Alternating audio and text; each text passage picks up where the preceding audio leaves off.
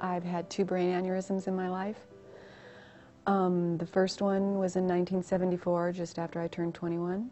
It ruptured and down in California, and they only gave me a 10% chance of living. And I came through that really great. And then 34 years later, I had some headaches, and I went to the doctor, and they said, let's do a CAT scan.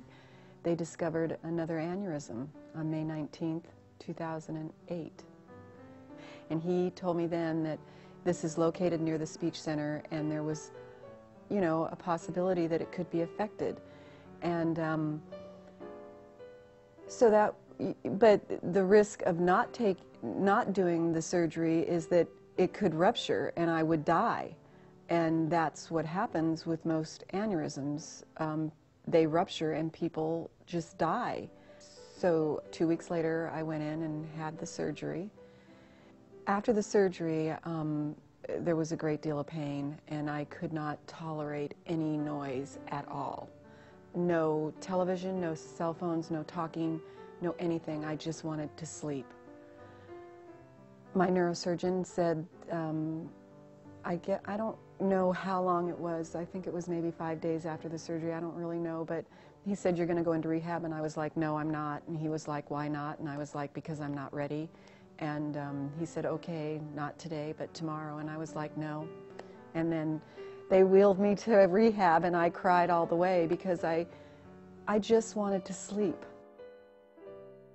I started rehab at St. Alphonsus Hospital, and with speech therapy, physical therapy, and occupational therapy. Dolly came in for her initial occupational therapy evaluation approximately 2 months after her brain surgery. When I met with Nancy, my occupational therapist, she really focused me in. She's the one that taught me how to write the lists and prioritize. At that time, her primary problems were focusing her attention, and she was having real issues with fatigue, mental fatigue particularly, as well as some significant headaches. So we needed to address those things in therapy to be able to prepare her for returning to driving, returning to managing her household, and also getting her back to full-time work. The patient's attitude is huge in their recovery. I mean, one of the, I guess, the factors that you have the most control over is going to be your motivation and effort. And, you know, again, Dolly was somewhat disappointed at the beginning that she was not making progress like she had seen before, and so that was a bit of a downer for her.